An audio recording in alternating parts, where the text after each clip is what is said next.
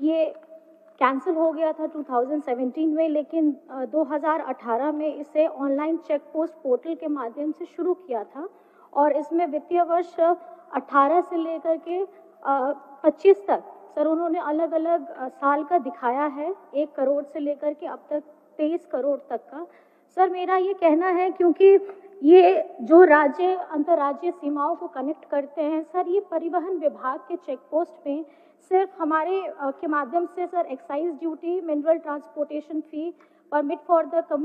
Commercial vehicle sir इनके लिए भी होता है, ताकि अगर हम इसका कैलकुलेशन करें तो ये हमें सही मात्रा में हमारे झारखंड राज्य को मिल सकता है। और आप जानते ही हैं, सबको ही जानता है कि झारखंड एक खनिज संपदा राज्य है और हमारे यहाँ से सड़क के माध्यम से ही दूसरे राज्यों में खनिज भेजा जाता है। तो सर स्टेट जीएसटी की वसूली पर भी इसके माध्यम से हमारा सकारात्मक असर पड़ेगा। सर मेरा बस ये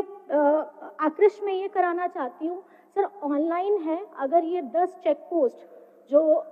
ऑनलाइन किए गए हैं सर, उसमें ये सिर्फ परिवहन विभाग का नहीं, हमारे झारखंड के अलग अलग विभागों को भी कनेक्ट करता है, सो दैट कि हमारे झारखंड के जो रेवेन्यू है सर वो बढ़ सके, क्योंकि 23 करोड़ सर एक साल में बहुत कम होता है और इस पे ये हम अधिक मात्रा में अगर हम लोग इसको लाएंगे तो सर हमारे झारखंड का ही रेवेन्यू बढ़ेगा। सर मैं इसी में ध्यान आकृष्ट। माननीय मंत्री जी, चेक पोस्ट बनाने का संबंध। जी अध्यक्ष महोदय, माननीय सदस्य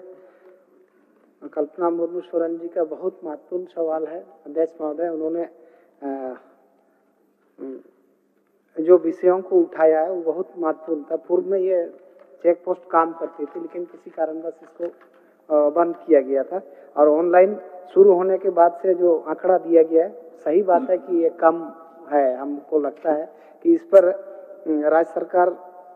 को गंभीरता से हम लोग विचार करेंगे इस पर, चूंकि बात सही है, जैसे माइनिंग क्षेत्र में भी ट्रांसपोर्टेशन का मामला है और एक्साइज में भी जैसे बाहर से वाइन वगैरह आता है बिना ये करके, तो उसका एंट्री का भी मामला है और विधि व्यवस्था का भी मामला है, क्योंकि चोरी और ये सब चीजें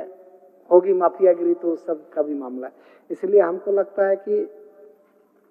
बगल राज्यों से भी हम